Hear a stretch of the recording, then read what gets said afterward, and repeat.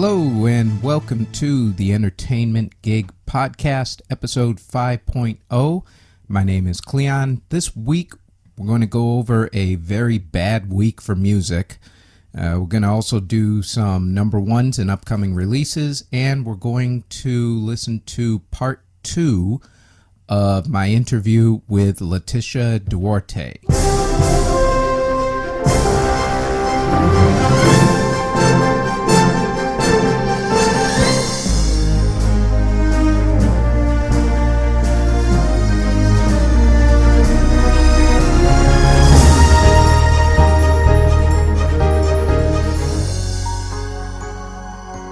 First up in the news, let's go over what transpired in music this week. A few things of note, none of them really good. For starters, over in Japan, a Japanese pop star was stabbed 20 times by her stalker. This really didn't make the news over in America because, well, it's a Japanese, what they call J-pop, as opposed to K-pop, which is Korean pop, or A-pop, I suppose, which is American pop, but whatever. Anyway, the thing is that this is now the third Japanese pop star who has been stabbed or injured by a stalker or crazed fan within the past year. And that is a very troubling trend, not only for pop stars, but for music in general. Between the terrorist attack in Paris at the Bataclan, and also now the Japanese pop stars, being a musician these days is beginning to get rather dangerous. It also brings to mind a lot of what the paparazzi, or as I like to call them, the stalkerazzi, do, which is basically hide out in bushes and ambush celebrities as they're going and doing things. What people fail to realize, and I know that being a celebrity has its perks, and there are some that act like complete idiots, and they think that they're better than a lot of other people, but the vast majority do not. And being a celebrity is, while it is fun on occasions, is also very dangerous in the fact that you don't know who's coming up next to you at any given moment. If you're walking down the street, say, or just getting from a front door to your car, and then you get a camera crew or a bunch of cameras just out of the bushes coming at you, they could easily be a crazed fan or a guy with a knife or a guy with a gun. I remind you of what happened to Rebecca Schaeffer back in the 90s. Rebecca Schaeffer was a star of a show called My Sister Sam with Pam Dauber. The show was in, I believe, its first season, getting towards the end of its first season, if I remember correctly. And she had a stalker. The stalker came up to her front door and shot her right in her doorway. She was in her, I'm going to say, early 20s at that time. But it is very dangerous out there for celebrities, and people need to keep that in mind. Sometimes you read these things on Twitter and Instagram, all these comments that people leave, and yeah, some of them are extraordinarily rude, and you know that they would not be said in front of the person or right to the person's face. However, some people have taken that a bit too far, and this story deserved to be much bigger news than it is. In fact, I don't even think anybody's even talking about it anymore, and that's very sad. But it's something that needs to be kept in mind with celebrities.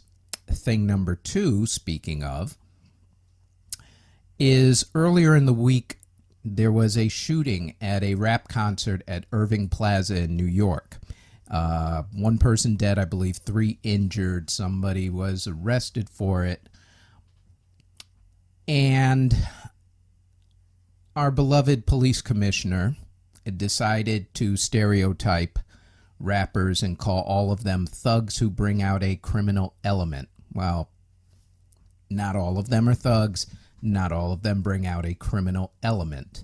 This reminds me of anytime something happens, music gets blamed, or TV, or just pop culture in general. Back in the 90s, when a mother left her kids in a trailer and the kid was playing with fire, almost burned down the trailer, and the parent, rather than blame herself for the fact that she left the kid all alone with matches, decided to blame Beavis and Butthead because Beavis and Butthead had in part of the cartoon, they were playing with fire and kept yelling, "Fire, fire, fire, fire." And that was a big running joke on that show. So she said that it was because of that the kid decided to play with fire. Never mind the personal responsibility that the parent had in the fact that she was supposed to have been watching her kids a little bit better. Music has been blamed for satanic rituals, Helter Skelter and the Charles Manson back in the 60s. Judas Priest were taken to trial, actually, for their music because a couple teenagers decided to kill a couple people and then blamed it on the fact that they were listening to Judas Priest. And it goes on and on and on. And now this week, still going on. And really, the blaming music for everything, or blaming pop culture in general for a lot of what we'll just call a lack of personal responsibility, needs to really stop. Also, in really bad news for music, Gordon Downey, who is the lead singer of the band The Tragically Hip, announced that he has terminal cancer. The band is going to do one last tour, I believe, in order to, we'll call it a tribute to him. This is just sad news all over. The Tragically Hip were one of those great bands that deserved a lot more than cult status. I would highly recommend that people go and listen to them, search them out on whatever your streaming service is, and take a listen to them. They are an amazing band, and this is truly, truly bad news. Speaking of sort of bad news, the Billboard Music Awards happened last, I guess it was Sunday or Monday night. And the big controversy that came out of that was the Prince tribute, which was led by Madonna with special guest Stevie Wonder. Now, the problem with tributes are the fact that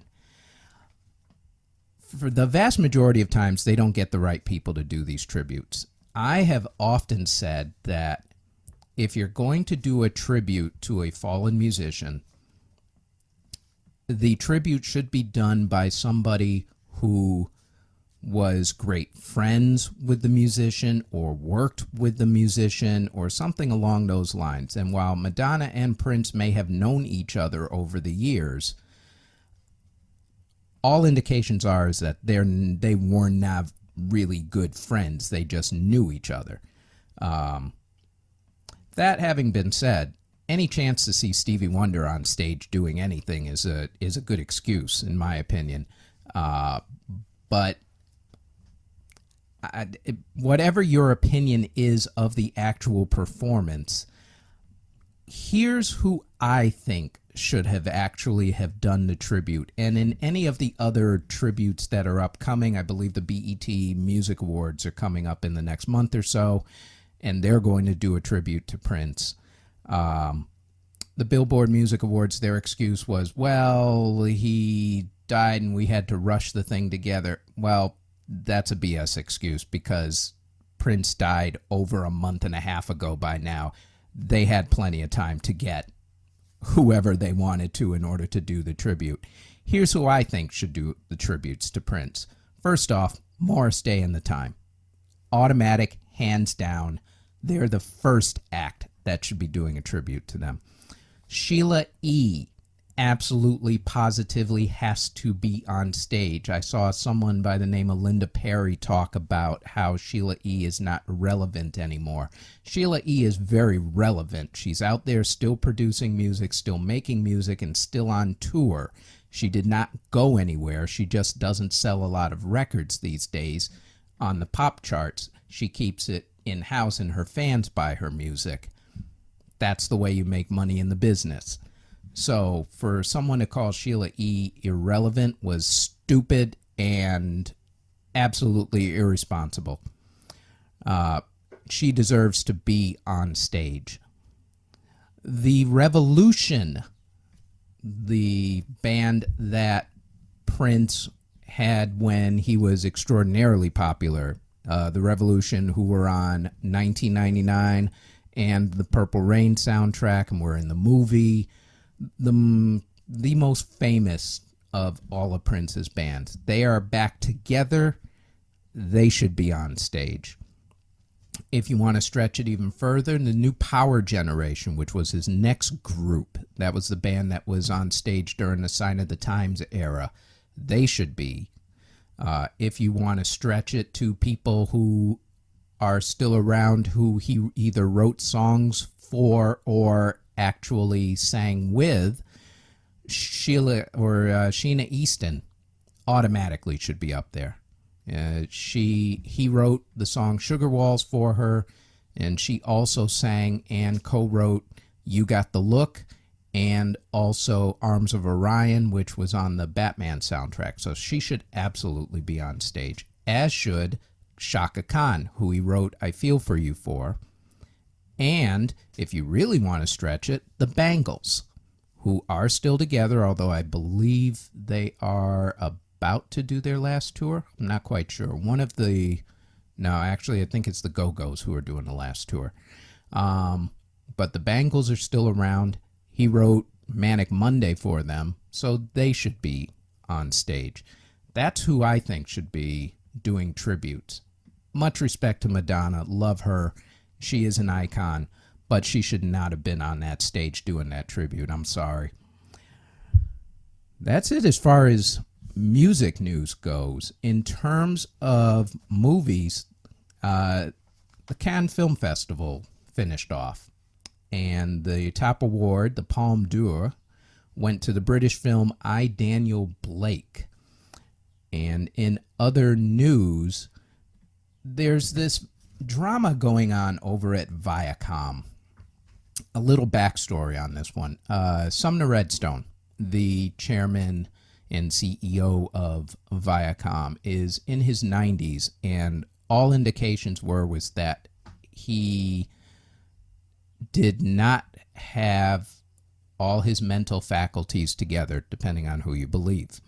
It went to trial. This is how bad it got, and it pitted the now ex-girlfriend of his against his once estranged and now suddenly not estranged daughter. A couple of the executives at Viacom had given testimony that Sumner Redstone was in fact doing quite well as far as his mental capacities are, and that he should still be in control of the company. Sumner Redstone ended up winning the case. The ex-girlfriend lost the case. Immediately after that trial ended, Sumner Redstone then went and didn't quite fire but released two of the executives from the trust that is going to run Viacom once Sumner passes away. Now the two executives are challenging that in a lawsuit, saying that Sumner Redstone has lost his mental capacities and is being unduly influenced by his daughter. I'm not quite sure how that argument works, since they were the same ones who said less than a year ago that Sumner Redstone's mental capacities were actually in good shape. So they were in good shape when they were kissing up to the boss, and now they're not in good shape now that they've lost their jobs. Stay tuned. It's millionaires and billionaires and all the goodies that come with that stupidity. What this means for the actual company and the productions that are under the company, I'm not quite sure yet, but this should get interesting, I'm sure. In terms of the number ones for the week, the top movie this past week is X-Men Apocalypse. The top TV show were the aforementioned Billboard Music Awards. The number one album of the week, this one is interesting. This one is Chance the Rapper's Coloring Book. The reason why this one is interesting is because you can't buy it. It is the first number one on the Billboard music chart for the album, for the top 100 albums, where it is only available as a streaming album. First time that's ever happened. So congratulations to Chance the Rapper. The number one single is Drake's One Dance, which regains number one after falling to number two last week with Justin Timberlake's new single. Next week, it'll probably be Justin Timberlake, and they'll probably flip-flop for a while. Who knows? As far as anything upcoming, the upcoming DVDs for the week are Gods of Egypt, Pride and Prejudice and Zombies, Race, which is the movie about Jesse Owens and the Berlin Olympics, and 999. In terms of upcoming movies, for the first Friday in June, the upcoming movies are Me Before You with Emilia Clarke from Game of Thrones, Pop Star, Never Stop, Never Stopping, which is Andy Samberg and his Lonely Island cohort, so expect tons of celebrity cameos in that one. The sequel to Teenage Mutant Ninja Turtles called Out of the Shadows. Also a sci-fi movie called Approaching the Unknown, and a documentary called Art Bastard, which is about artist Robert Senadella. As far as TV shows go, this week is summer premiere week, so there's a lot of them. There's the premiere on May 30th of So You Think You Can Dance, The Next Generation on Fox, Scream on MTV. On the BBC, you get the new version of Top Gear with Matt LeBlanc and Chris Evans, not Chris Evans from Captain America, but another Chris Evans. And also on the History Channel, you have the reboot of Roots, the iconic 70s miniseries. Not sure how I feel about this one, but who knows? The original was just incredible, and I didn't really think it needed a reboot, but apparently someone did.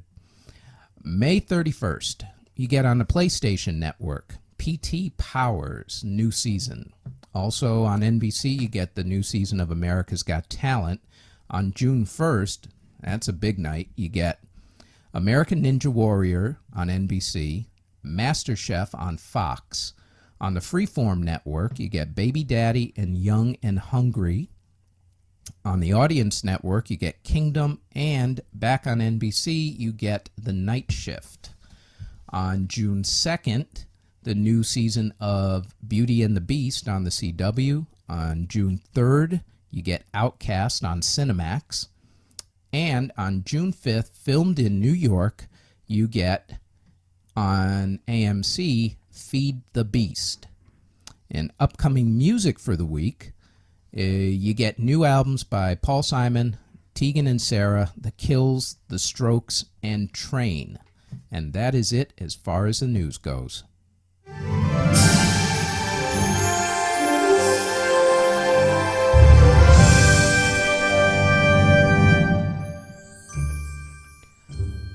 Okay, this week we're continuing on with the interview that was started in the last podcast, episode 4.0, with Latisha Duarte. A couple things about last week's interview. Contrary to what I thought, people actually really liked last week's episode. I had thought that it was going to be controversial because some of the things that were said or the topics that we discussed, but the feedback that I got was overwhelmingly positive, and people thought that Latisha had some amazing ideas and genuinely liked both her and the podcast in general. So this time around, we're not going to talk about anything quite that crazy as we did last week with the South African film industry and whatnot. This time we get more into what she does nowadays. So here is part 2 of the interview with Latisha Duarte. And 3, 2. All right. So, again, thank you very much for coming back and finishing off our conversation, which got extremely detailed and was so awesome last week that I had to bring you back because we never really quite finished where I was going with us. Yeah, absolutely. So a couple things from last week's conversation that I wanted to touch upon before we did this, and I know we've got another hard out, so you've got till, about 5 o'clock? Basically? Yeah, okay. Something like that would be good so I can just get through what lies ahead. Nope, should not be a problem whatsoever. Let's start with the person who was mentioned an awful lot last week, because I went back and I listened to last week's podcast and went, oh, I need to ask her this thing. Your husband. Let's discuss your husband for a minute. First off, what's his name? His name is Luke McCubry. Okay. See, I got to give your hubby some love here because your hubby is actually, well, he's good. So, what things has he done? He has done a bunch of different things. So, sort of came up through sort of music videos and a bunch of commercials, and then he and his brother started co-directing as the McCubry brothers, and they were represented by Radical Media for a very long time, and actually they've just sort of parted ways this year, and they're sort of looking at other representation and talking to a couple other companies as we speak. And so he co-directs with Pete, but does all sort of weighing more heavily on the DPing side. So he works on commercials and some documentary stuff. He worked on a Netflix show that's out at the moment called Cooked. He shot one of the episodes and a lot of the footage from the intro sequence, and he's worked a bunch of sort of Netflix things. His passion is to get more into sort of narrative feature-length stuff, and so he and his brother have done a bunch of short films, one of which last year got a lot of traction, called The Grey Matter. It's kind of like a satirical horror about a maggot that lives in this man's brain. It kind of makes him a better person and told him what to do. And then a time travel piece that we shot last year called Therefore I Am. That's really exciting and cool that they're trying to sort of put into more of a feature-length format at the moment, and I'm busy working on the script. And then, he does a bunch of commercials with other directors, that he works with, that he's always sort of flying somewhere else. So all sorts of things. And then he worked on a Netflix show that hasn't come out yet about bull riding. So he was in Texas and Oklahoma and Brazil and Arizona, and so all sorts of things, but with the main focus for him wanting to do, same as me, feature films, as a sort of, that's the end goal. Which project did you two end up meeting on? Ironically, it's not on either of our websites because I don't know why, but it was a TV commercial. It was a service job in South Africa for Listerine, and he and his brother came out for that. And I did so much work, and then in the final edit, everything is in the background is out of focus. You actually can't see anything that I did. It's all kind of blurry in the background. They laughed at me because they said, "We told you the shots would be really tight," and I said, "I didn't think they would be that tight." But yeah, so it was a mouthwash commercial actually. And he's done some cool projects along the way. He shot a little short film with Terry Gilliam, which I think was pretty exciting for him, and a great piece for Tommy Hilfiger. So yeah, he's done some cool stuff. Yeah, see? And a show with Steve Buscemi called Park Bench. That was on. He DP'd all the seasons of that so far. I don't know. I think they shot 3 seasons of that. See, I knew he was sort of important, so needed to. And we mentioned very important to me. Well, that I kind of gathered. So I had to throw him some love out there just because everybody goes, the husband. Who was the husband? Like, now you know. Yeah, he's cool. He has a great eye. It was interesting actually. We worked on a job the week before last where his brother directed it, he shot it, I designed it, and his sister was the wardrobe stylist, which was really fun, actually. Wow.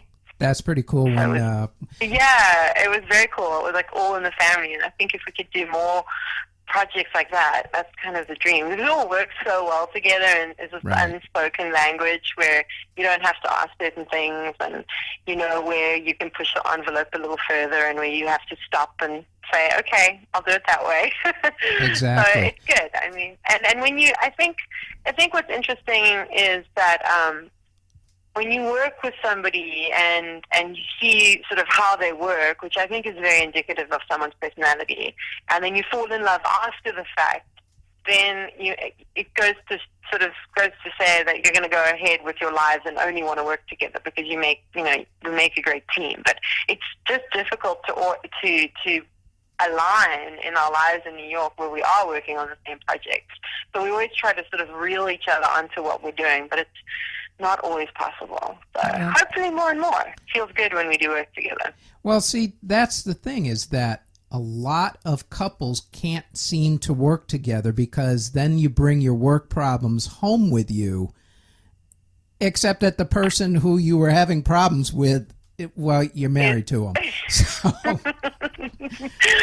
Yeah, I think we don't suffer from that at all in terms of like the problems that I usually have with work are never really with the director or the DP, and I don't think speaking for Luke, I don't think it's with the designer.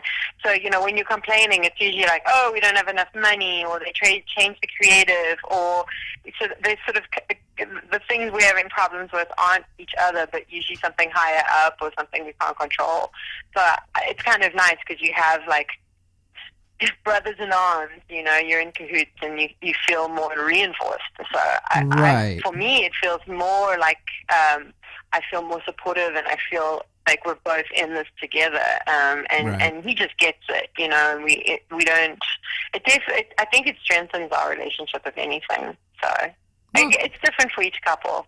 Well, that's a good move. So who wins the arguments when it comes to business matters? You or him? I think we're both very strong-willed and stubborn and opinionated. So it goes both ways. I don't think it's either or. It's 50-50. Sometimes I win, sometimes he wins, and sometimes we just both change our minds and agree on something else. I think it's pretty even Steven. Really? Because he told me that he wins all the time. I'm just kidding. Says. I haven't actually spoken to him. He does use the line, "I'm your boss." And then I'm like, no, oh, whoops. And then we have a laugh about it. He tries. Really? And I just sort of smile. Well, Yeah. see, this is why women always win those arguments because the men know there's such a thing as a doghouse, and the doghouse There is. is it's a lonely place. Not a lot It of is lonely. carpeting, and things happen where you automatically know your fate. So you just go, okay, dear, and you just kind of leave it at that. Yeah, human dynamics are definitely interesting. Yes, But yeah, I indeed. think Luke and I have a good balance. I like it. I mean, it works for me. Well, this sort of, I guess, kind of offshoots on the aspect of all of you guys working together as a unit.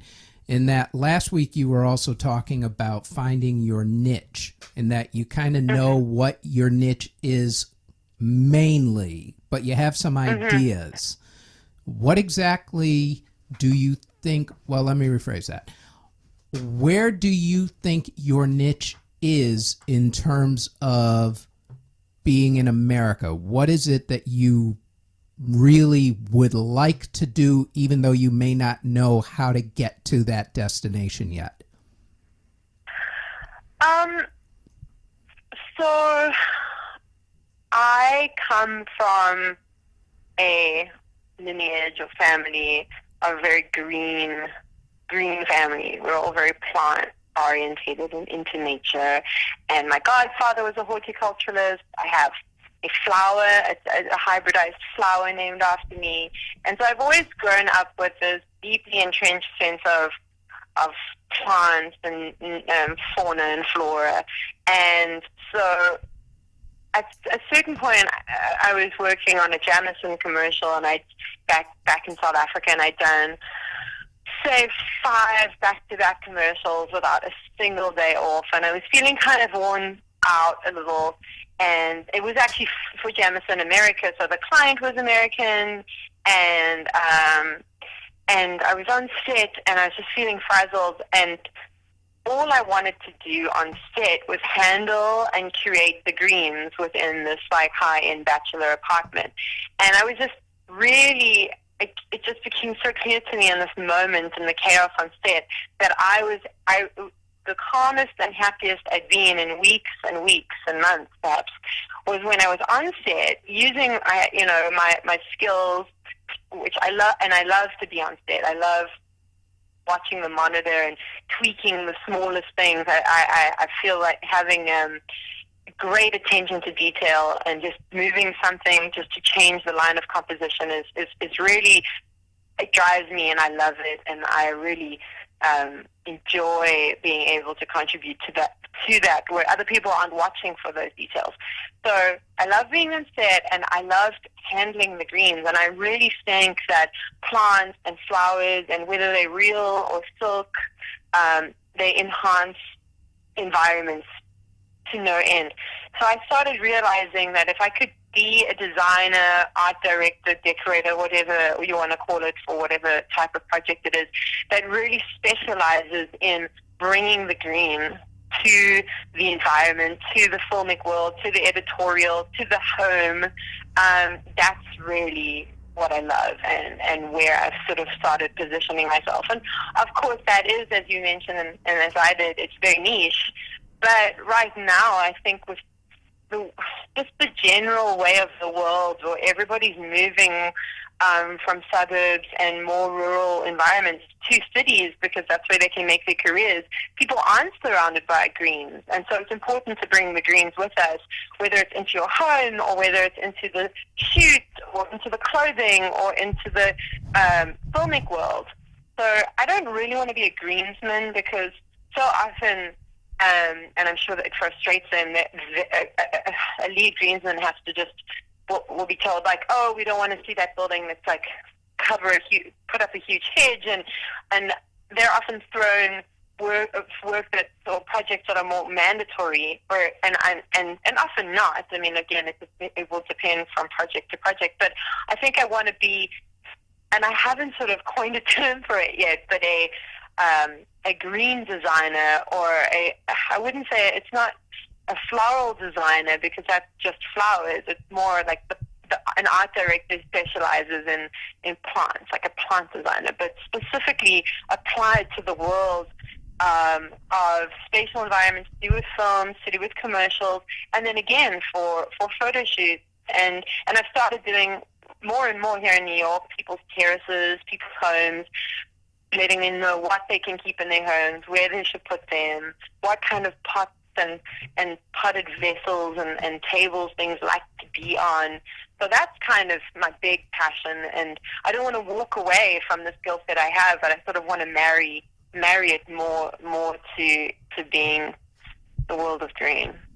That wasn't very eloquent, I'm sorry. That was actually extremely eloquent. Except I do need to back up for 1 second. You have a flower named after you? I do. It's a Clivia Latisha. Latisha spelled the Latin way, and it's like fuchsia, whereas the normal Clivia is like a bright orange. And I actually was born in a part of South Africa, which is actually called the Garden of Eden of South Africa. It's in the Limpopo, and I was born just into this crazy environment where I lived on a mountain, and the closest grocery store was like an hour away, and you could only get there if you had a 4x4. So we really grew up like little mountain kids for the first 4 years of our lives. And my godfather, who named the flower after me, he lived just like on the same mountain, but just maybe like a dip and a river and a a beautiful mountain waterfall over the mountain, and so he gave a section of the land to my dad as a gift, and my dad built the house on the land. It's an incredible place. In fact, Luke and I went back there a couple months ago. I wanted to show it to him, and it's unbelievable, the beauty, and it's just, the environment is really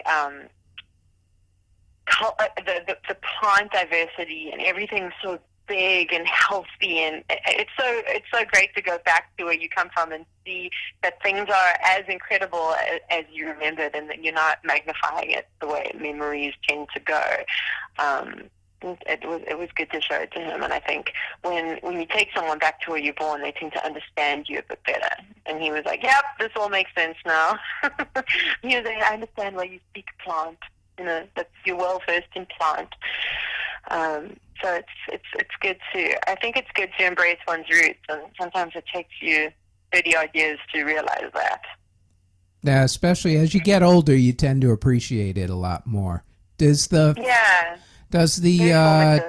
family still own the land? It actually, when there was a changing of government, it was connected with apartheid, the government reappropriated the land, and so it became now it's a nature reserve. And for a very long time, it was my godfather's house, still exists, but a few years back, my dad's house that he built burned down. It was for our whole lives, it was the overnight hiker spot. So you could go to the nature reserve, book a 3-day hike, and then you would stay there one of the 3 nights. But there was a crazy fire that passed over the land, and unfortunately the house was burnt down, and there's still the remains. Like, we hiked up and we saw it. There's still beautiful parts of the oven. He had this beautiful huge clay oven and walls that he put like wine bottles in, when you put wine bottles in. So they were kind of devastatingly beautiful and a bit overgrown. But my godfather's house, the shack, still exists. They were able to save that because they had people staying there at the time who kept the fire at bay, but there were no hikers at the hut when the fire passed through. Wow. Yeah.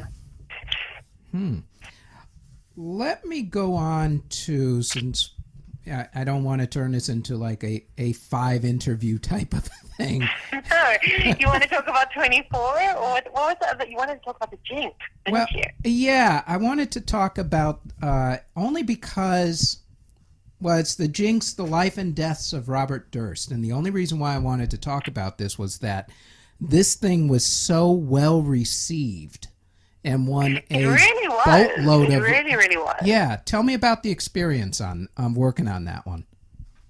I loved it. I mean, it was just great. I had never really got to do a period piece set in New York. You know, so it's all American, 1980s recreation. So we were given these reference photos and real footage and police sort of dossiers of information, and with like evidence photographs, and we had to recreate these spaces and the precinct and the conference rooms, and for me that was just really, I really got into it, and you know, it made me fall in love with America and with New York, because I had to study details that were, you know, so different from my experience of that time in a different hemisphere, a different country, and I loved the challenge of it. And I think doing a 1986 police precinct set in New York, I know that decorators and designers in New York do that all the time,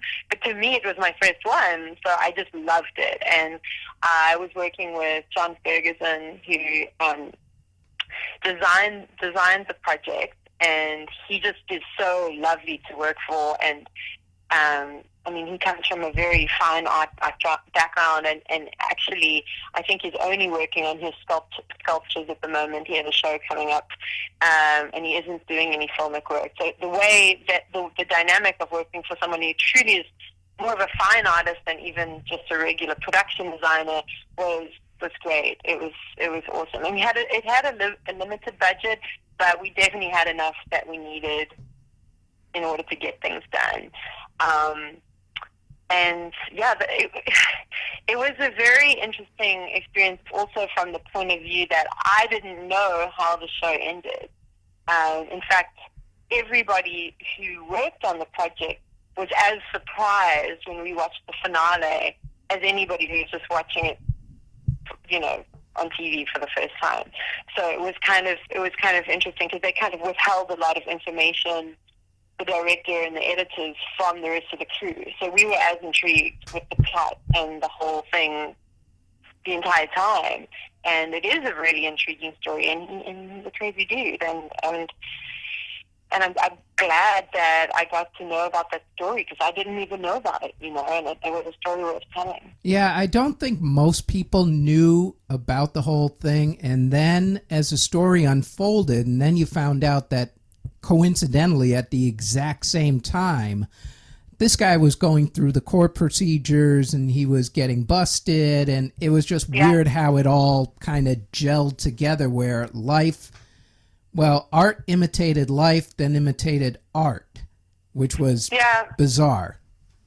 It is bizarre, and I do feel like there's a certain amount of that type of narrative of that fiction, non-fiction overlap world is, you know, there was The Making of a Murderer that came out straight after that, and then even just this last batch of Oscar films, there's a lot of content that's coming out of America specifically, where it's touching on, based on true stories, and it's drawing on, you know, things that have happened and things that are unresolved, and trying to give explanations for them, or trying to unpack what that situation was. You know, when you look at, I you know, Luke and Pete are part of the DGA, so we get all these screeners before all the awards, and it's great looking at them and lining them all up after you get them all, and seeing sort of there's a bit of a trend.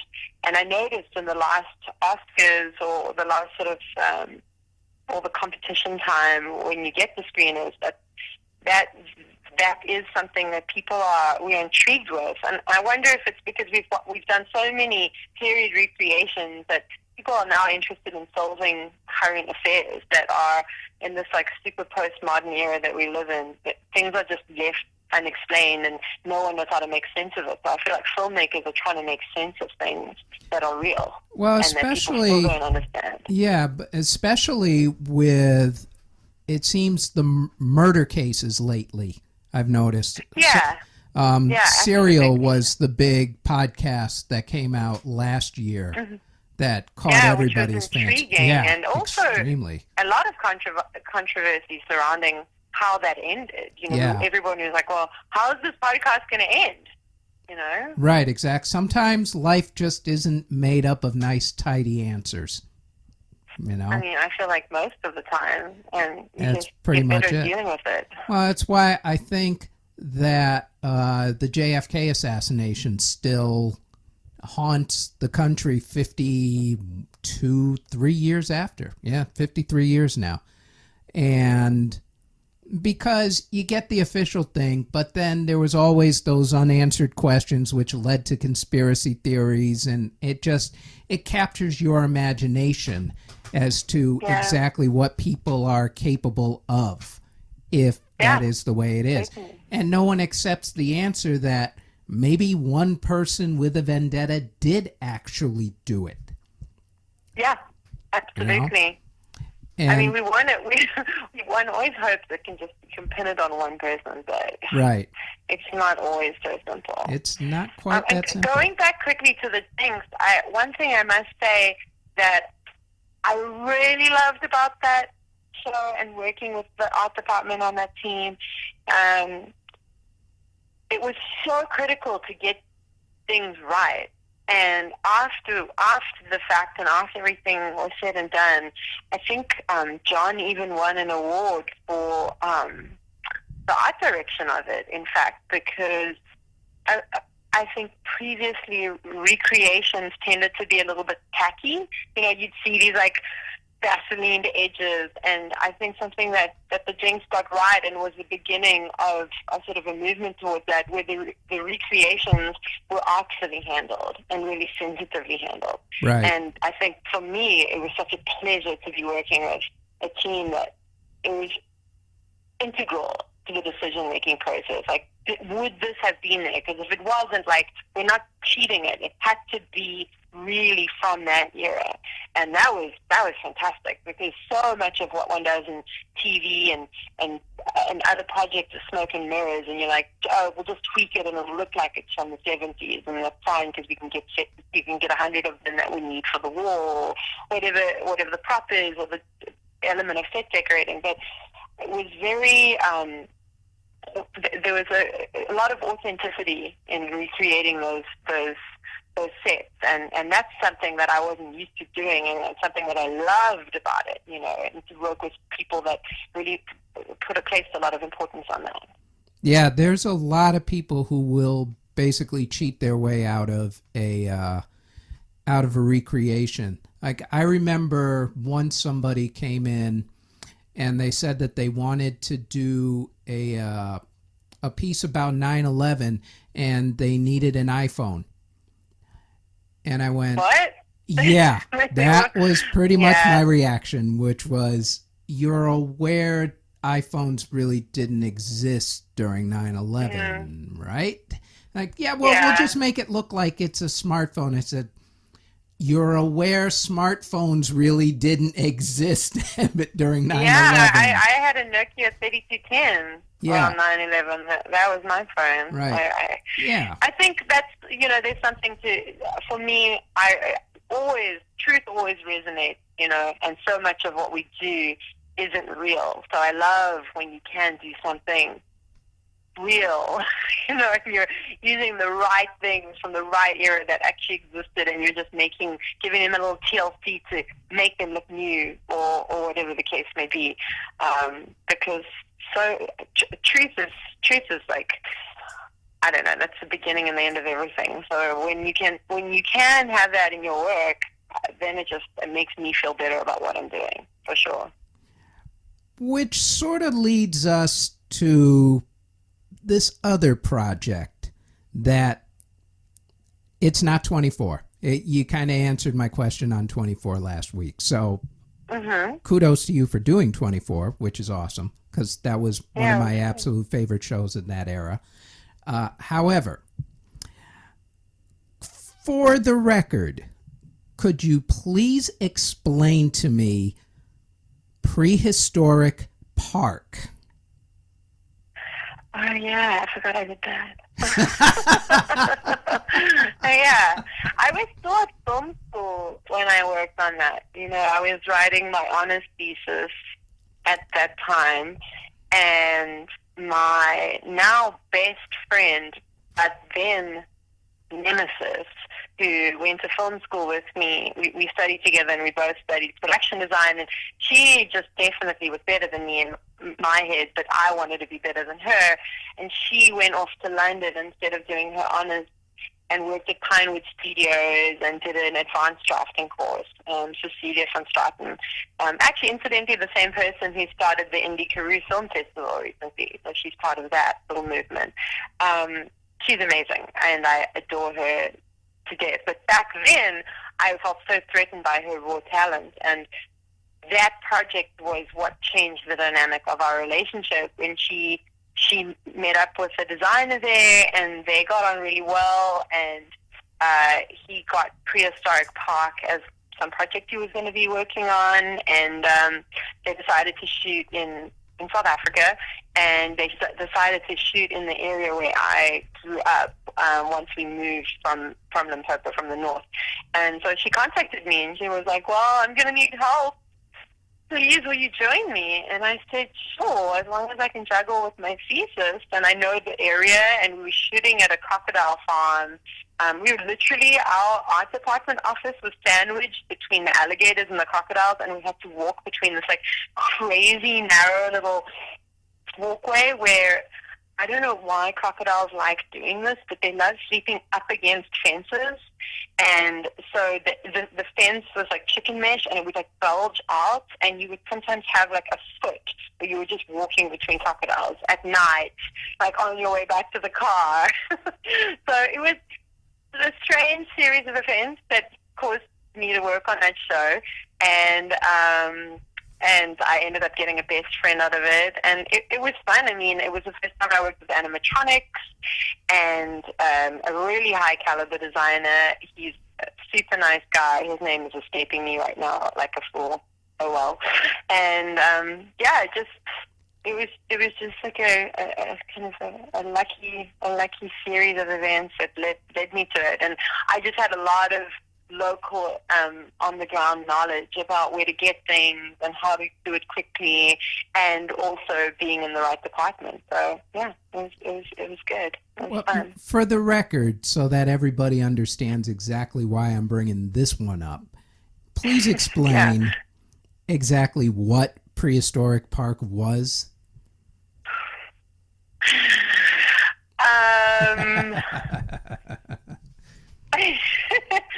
Why did you explain it? Well, no, because I read it and then I went, wait, so this was a sort of documentary about someone who was keeping dinosaurs, or was it a... Yeah. I had no idea. So I needed you to explain this to me. So it was created by the BBC and by the same people who did Walking with Dinosaurs, which was quite a popular show on South African television with kids, and kids love dinosaurs, etc. And so as a spin-off of that, they did Prehistoric Park, which is not kind of Jurassic Park. It was just like an educational, informative, slightly fictional story. Fictional story? Yeah, lightly fictional. I mean, they weren't trying to say like the dinosaur was coming to eat everybody and tearing the park into pieces, and they weren't, it's nothing like Jurassic Park. Well, wasn't this, from what I gathered from reading it, that wasn't this your educational person was keeping the dinosaurs in a pen or something? Yes. Okay, that's sort of mainly fictional as opposed to slightly fictional. Unless the government's not telling us something. About, like, genetically modified dinosaurs. They were just trying to be true to whatever the facts about dinosaurs at that time were, because I know the facts about dinosaurs seem to constantly change and evolve the more they learn and discover. No, that's true. Isn't a Stegosaurus that didn't exist, or was it a Brontosaurus? What dinosaurs did they say recently, like, no longer is actually what they thought it was? I think they said the Tyrannosaurus Rex was a little bit different than how it had been portrayed with the small arms and whatnot. There was something weird about Tyrannosaurus Rex. I remember that they had to do an about face on one part of it. Yeah, I feel like it was a Stegosaurus though that recently that they said actually that didn't exist. That might have been. That's Yeah. not a dinosaur. Oops, sorry, I kids. say exactly That one's what. not. That's like everybody's favorite. Well, now maybe Tyrannosaurus Rex and a Brontosaurus, but Stegosaurus is up there. So what did they think the Stegosaurus was if it wasn't a dinosaur? It just apparently didn't exist. That's all I know. And I'm basing this on secondhand information, so don't quote me too much on it. Okay, we're not holding you to that one. I mean, going back to the show, it was definitely interesting because you would think the BBC would have a bunch of pounds to spend, but they also, everyone who comes out to South Africa, they are relying on the exchange rate to get the favorable exchange rate to get more bang for their buck, and so often there can be a little bit too tight with their budgets, and so it was still a bit of a challenge, but it was fun working with the Brits, and I have to say a lot of the service work that I had done before I moved here was with British people, and I really do love working with Europeans. I do love the way they work as much as I love working with Americans. It's just different schools of thought and different ways of approaching the same problem. That shoot it was a very happy, pleasant memory for me, and I can't go into crazy amounts of detail. It was a really long time ago. 2006 to be precise, 10 years ago. Yeah. Did you get to pet the dinosaurs? We did. Yeah. And in fact, there were quite a few crocodiles that escaped while shooting. So at the crocodile farm, they have different ages of crocodiles, and they have a restaurant there. You can have like a crocodile hamburger, crocodile steak. It's all very strange. And what the crocodiles do is, when they all, they lie on top of each other for body heat to keep warm, and all the baby baby crocodiles would lie on top of each other right up. They love corners of the pens, of the fences, and they would all lie on top of each other, and then one would get to the top and then hop over the fence and then run, escape and go down the hill and go into the I think it was Umkamas River, and that river opens up onto the beach. And the number of times that that particular beach has crocodiles found basking on the sun between the river mouth and the ocean is really common. And there's always a photo in the newspaper of a crocodile lying on the beach, just waiting for somebody to come and get it. And I'll tip you on that. And the carpenter, he used to kayak, and there's a huge kayaking community in that part of South Africa. And he said, every single day he'd go out on his kayak, he'd see crocodiles in the river that had, escaped from the crocodile farm that way, and just they hadn't managed to catch them. Okay, scary. Africa, man, I'm telling you that they can't keep track of everything. It definitely became apparent to me, though, through the reactions of the British crew, how much wilder our environment is out there than what they were used to. That makes sense. Although parts of the Midwest, well, not Midwest, but the West, especially Colorado, Colorado, Wyoming, that area. Sure, and you guys have alligators. Right? Yeah, down in Florida, you got alligators in the Everglades where you wander the wrong way. Back in Jamaica, by where my grandmother was, I remember visiting her. She's been dead 30 years now. Yeah, about 30 years. But I remember visiting her when I was younger, and I remember sleeping in her living room. And I woke up in the middle of the night, and I just happened to look up, and there was a scorpion crawling. And and that's definitely my speed. I like that kind of thing. Don't get me wrong. I'll get scared stiff and not when a scorpion's coming near you and you're sleeping. You tend not to sleep much after that. No, you can't. Did you know that scorpions glow in the dark under a black light? Isn't that amazing? I had no idea, and nor since I hate scorpions did I need to know that. Well, if you want to do a quick take, just get a black light, and then you'll know very quickly whether there's a scorpion around or not. That'll work for me on my next photography project. When I come up with one, I'll go, scorpion, black light. It'll make a perfect photo. Yeah, they do actually, and it's whenever you go to the bush, that's a trick that the game rangers do. That find one and then put on a black light, and it glows neon. It's very cool. Oh. It definitely reinforces the fact that they look and seem as if scorpions just landed from outer space. Well, there is what part of Massachusetts is your husband from? Springfield. Wow, that is really weird. Because guess who grew up in Springfield?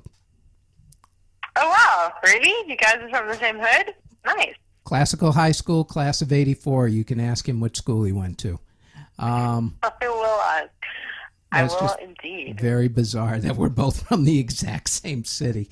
But isn't Springfield like the most common city name in America? Isn't that why it's in The South Simpsons? Park? Isn't it called Springfield? No, The Simpsons. The Simpsons Springfield? It's in Springfield, but according to what's his name, Matt Groening, I forget how to pronounce his last name, but according to him, he named Springfield after, I guess it was Springfield, Oregon. Okay. Because they have a nuclear plant. So there you go. Makes sense. Makes sense. Not all makes sense. Well, Springfield, Mass is actually the birthplace of Dr. Seuss. I know, and I've been on the Dr. Seuss Christmas tour when you tune in the radio station on your car and you drive through the park at night. Oh, you've been up there, bright lights. I have done that. It's very cool. It's very cool. Very cool. Do you know that? I do feel like they could push it further now with updated modern technology. But it would be nice. They could take what they have and evolve it into something even more artful. No, exactly. Because after a few years, it kind of reminds you of Disney World where, okay, I've been on this ride enough. Could we get another ride, please? Yeah, but it was cool. I liked it. I enjoyed it. I mean, I think my first White Christmas was in Springfield, Massachusetts, and I really appreciate how Americans love to decorate for seasonal changes. So seeing people's houses decked out. I really believed that was just in the movies until I moved here and I realized we're straight, real, legit, and a little people too take crazy. it quite seriously. And I enjoy anyone who takes things seriously and pushes it to the max.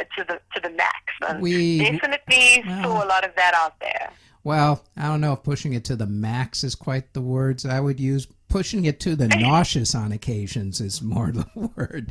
You see some displays, but it's interesting. I mean, South Africans have Christmas in summer. Right. We have a very different experience of Christmas altogether. We don't decorate to the same degree, and we don't have snow. And then you have these people who put like fake snowmen on in their gardens, and it just doesn't make any sense, No, exactly. So my whole concept of Christmas has been flipped on its head my entire life until I moved here. Well, LA has that issue where it's warmer out there than it is in, well, virtually any other part of America during Christmas. So they don't get snow until they go to the mountains. But where you drove through was actually an old estate.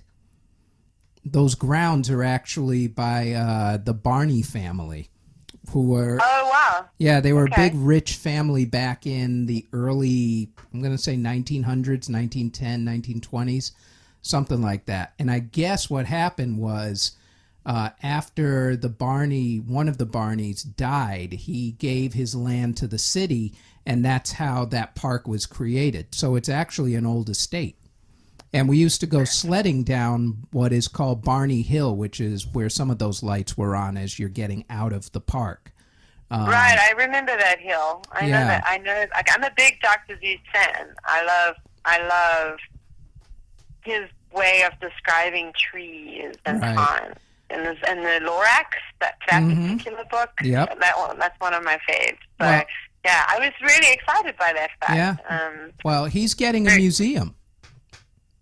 Oh, really? Yeah, they're going to Cool. put a museum in Springfield. It opens up, I believe, either late this year or early next year.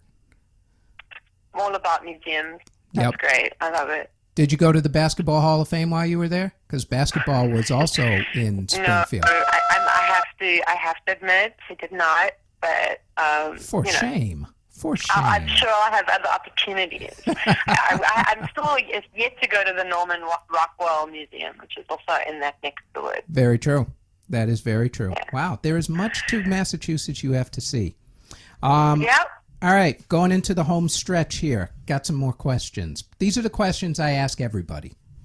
Go ahead. Which are relatively, I think, simple, although people still have problems with them, which is Okay. which is weird, but let's go with it. For starters, what's your favorite movie? Or, in light of nailing it down to one, nail it down to like 3. Oof. See? No. Something you would think No. is simple. People don't. No, I people, won't do it. yeah, people in the industry just can't seem to nail one down, or even 3 down. I think it's because there's just so many good movies. Very And true. And there's so many genres. I mean, if you said what's your best sci-fi or what's your best Right. I mean, maybe if I had to. Well, let's do it that way. What's your favorite? Not what is best, because to me, Citizen Kane is still the best movie out there. I love the Baron Munchausen. Oh, that's a good one. I love that film. And I think the design and the story and the soundtrack and I love Terry Gilliam, so I Right. enjoy everything he does. And that movie was the first of his that I saw, and so it perhaps inspired me to look at design in a different way, and it doesn't have to be realistic. It can be completely theatrical and out there. So that was an important film for me. Right. There are so many. I feel like that's like just as a child, my favorite movie for sure was The Nightmare Before Christmas. That was like my up until I studied film. That was my favorite film, which was it's an animation. Then I loved Edward Scissorhands. I loved everything Tim Burton did up till a certain point, and then I didn't anymore. And I think Edward Scissorhands was one of the first films that I watched so many times that I had to be bought the VHS of it, so I could continue watching it and tired it out so that it kind of didn't play right. There's so many great films. I feel like I can't truly answer this question. Well, I'm noticing a trend with you in that. With last week, we talked about Missy Elliott. Oh yeah. Get Your Freak On and how bizarre that video was, and now Baron Munchausen and anything by Tim Burton. You tend to like a lot of avant-garde, extraordinarily creative, some would say really freaking weird looking stuff. Yeah, I mean, we see reality all day, every day. So I think when I look, the whole idea of a film, that the film theory of like going into the cinema, and the cinema is dark, and so it's almost like you're going into a dreamlike state, and you're in your own mind, and you're watching this other world happen. So I think what draws me to different visual styles is that they're otherworldly, and I get to see reality all the time. Of course, it's not always amazing, and there are, I love what was the first I saw? Royal Tenenbaums was the first Wes Anderson film that I saw, where I really felt that he combined reality with magical realism visually. And I loved, and he's created his own visual style that everybody, references and tries to use, and it informs a lot of people's work. But I loved, when I was in film school, seeing his work and going back and watching Bottle Rocket and seeing how it all began for him. And I do love his work very, very much, and I love everything he's ever made. Like, I love the stories, of course, but also visually. I think magical realism and anything that is a little bit out of the ordinary is like truly what resonates with me. But I also love movies that do just look normal and regular. And I was doing a bit of research for a movie that I'm hoping that I'm going to design in the fall, and I rewatched Elephant. And I guess I'd watched it so long ago, I'd forgotten what a brilliant film it is, and terribly disturbing, but real. And the designer really did an incredible job, where there was so little, in terms of the visual style. He chose 4 colors that are in every single frame, or are dominating most frames in different proportions. And so he couldn't, the world needed to be a certain world because it was a story based in reality, and because of Gus Van Sant's way of telling the story and not using too much dialogue and the camera style, etc. But I thought, now watching it all these years later again, I was like, wow, the design was so on point, and he told it all in 4 colors, just in different proportions. So it doesn't even have to be avant-garde looking, and it can just be totally based in reality. But for me, when I watch films, I obviously take extra notice of how they're designed and styled and decorated. And of course, the movie can be incredible looking, but if the narrative fails, it's not a good movie. But I do appreciate when designers are just like, those are the things here are the 4 things that I'm going to do with this. And it doesn't matter how small those choices are, they really feed into every corner of the frame. And I appreciate it irrespective of the world, And I think as I get older, I appreciate it when people do get reality. They tweak it so that it's refined and it's beautiful and it's considered, as opposed to just, oh, this is the way it looks, And sometimes it's just about removing the things that aren't enhancing the story, because the whole color theory thing and small details is often all you have to touch upon in order to have the picture really enhance what what's not being said sort of speak out loud in the frame. So I think that a lot of designers do that incredibly well. Yeah, and a lot of them live here in New York, and it's amazing to me that I get to sort of sometimes brush up against these people that I'm just like, wow, you did her, you did that, like, you're a genius. There's so many incredibly talented designers that inspire me, and I love watching films. That's one of my favorite things to do, because you watch films and you remember why you chose to do what you're doing, because often you can get caught up in the frustration of when is the next job coming, and if you do like that job, and do you feel like you're selling out, or is enough money, and all these millions of things that you can get caught up in. But essentially, when you remember what it's about and why you love it, and watching movies and going to the theater and seeing the art of it is really what keeps you going, or for me at least. Do you remember what your first movie was? That I ever saw? Yeah. I don't actually remember. I grew up in a family where my dad, he watches movies like 3 a night if possible. So I wouldn't be able to say the exact first movie that I watched and remember, because I probably saw so many before I remember the first one. Yeah, good point. Yeah. If you could reboot a movie, since that seems to be the trend these days, what movie do you think you would love to see remade?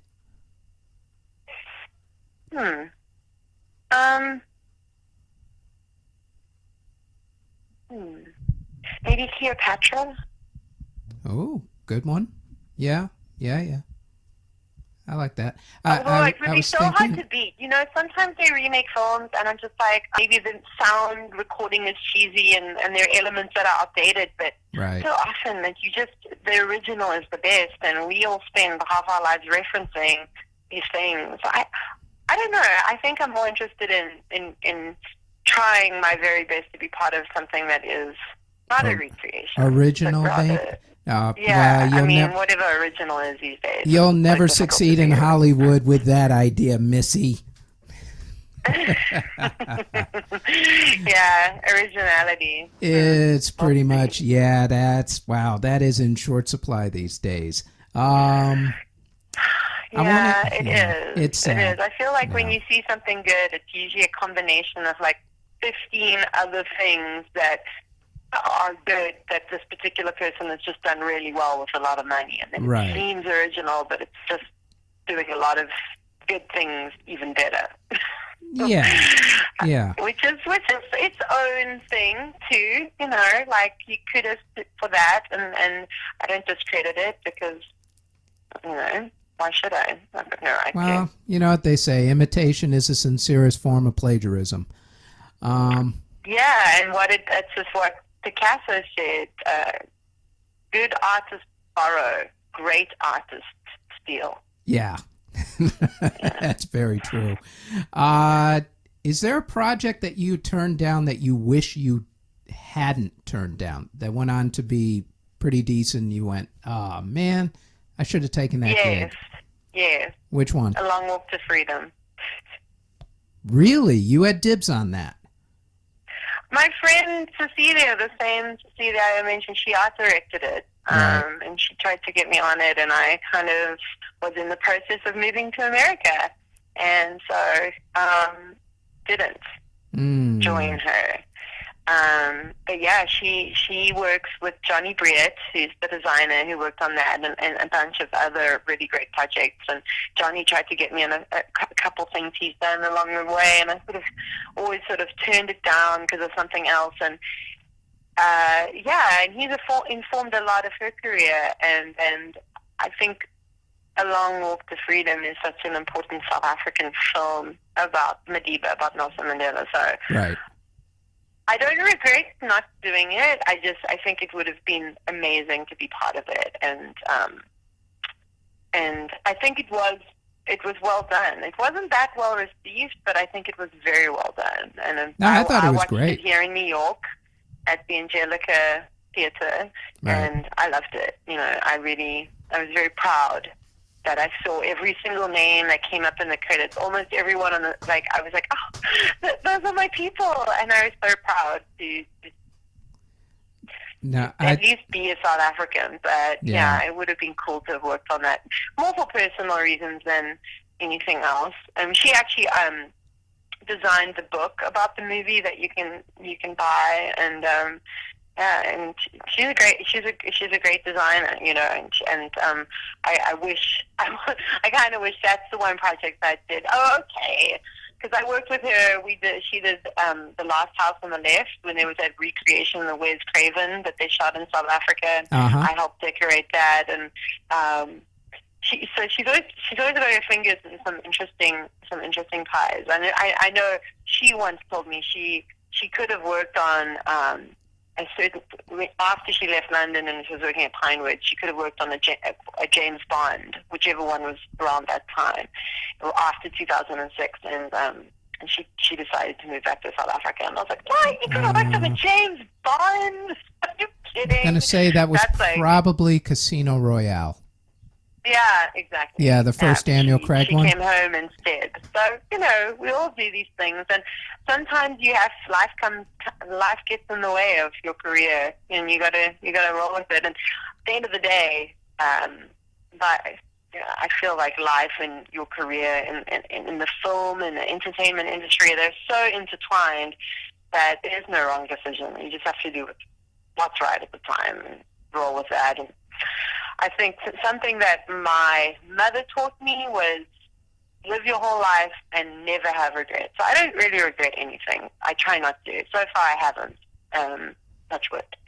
To that end, are you happy being in America, knowing full well that you didn't actually come here because you wanted to be in America with, movie stars, Hollywood, gold down the streets and beaches everywhere, even though it's a big country and all that other sort of stuff that Hollywood sells? I am. I think it's interesting the turn of events my life took, and I am happy here.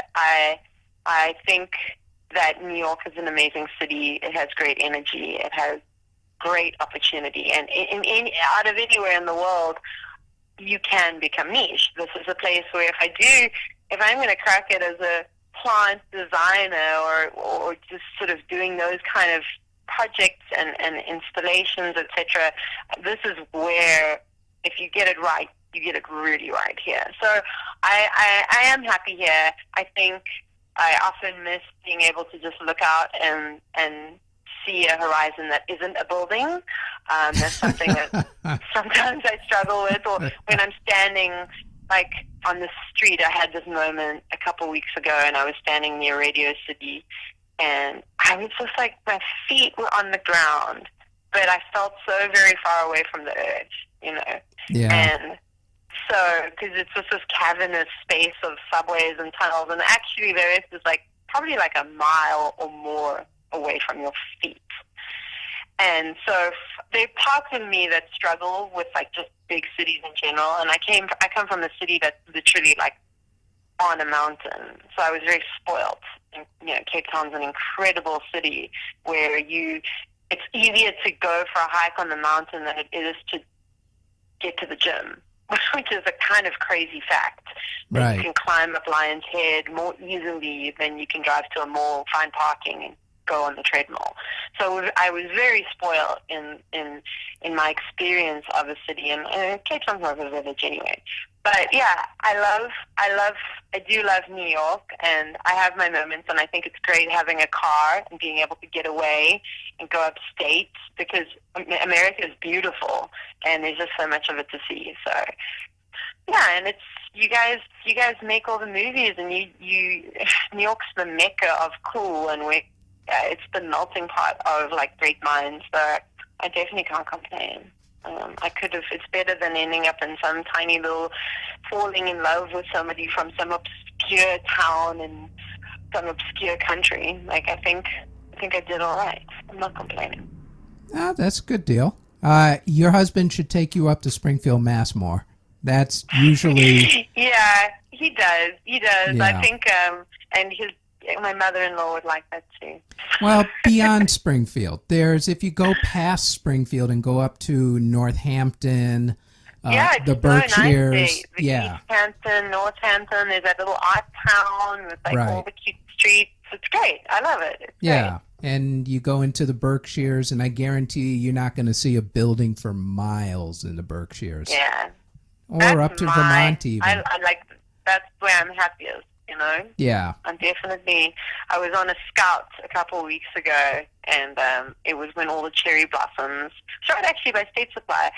We were on 135th, and all the cherry blossoms had popped that day. And I just saw this most beautiful tree in the middle of this park, and we were kind of cutting across it to get to this theater that we were scouting, and I walked up to the tree, and I just stood there hugging it for a good 5 minutes. And the producer and the director who were on the part looked at me and laughed, and then they walked over and we all hugged the tree together. But it was a sweet moment where I feel you get so caught up in the city, and it's nature is so simple, and it brings me so much joy. So it's great that it is still very present, but sometimes you forget to see it, and it was cool when they kind of flipped over to my side, and we all became tree huggers together in that moment. I liked it. Well, you know what they say, never underestimate the power of a good sunrise and a good sunset. Yeah, exactly. Yep. Exactly. Yep, most people tend to forget that. And we're very fortunate. Our apartment, we have a private roof that's attached to our building, and well, Oh, just to our nice. apartment, and it has an amazing view, and it is interesting. Like, I'd never had a view that is of the skyline my whole life until I moved here. And if you're going to have a view that's of a skyline, what's better skyline, than New York City, looking from Brooklyn towards Manhattan? It's beautiful. It really is. So it's not so bad, I think it does bear testament to like how incredible humans are that we created this thing. It's like man-made, 100%. But it is an incredible life force that has its own pulse that just goes. And so I think any city by the water and any city that's surrounded by a body of water has like a natural force driving it. And I think that's why those are the times those port cities are always successful cities. It has natural energy in it.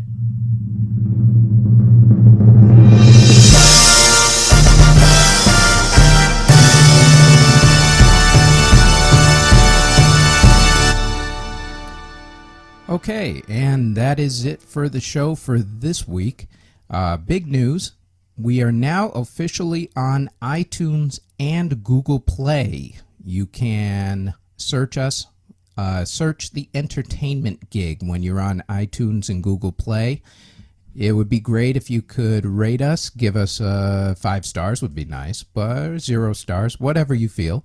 Also comment. That would actually help in order to get the podcast up in the ranks on there so that more people will notice it. So that's on iTunes and Google Play at The Entertainment Gig. Also, our Facebook page is The Entertainment Gig. The website is theentertainmentgig.com. SoundCloud is CJBT-Productions, and YouTube is CJBT Productions. I've made it about as easy to find as humanly possible for every single format except for maybe Tumblr. If you watch the YouTube and you notice the slideshow, that's actually my photography. And if you want to find more about my photography, there's zenfolio.com-CJBT photography. And that is it. Next week's guest is going to be set decorator Betsy Klompus. Everybody enjoy their week, and we will talk to you next time around. Take care.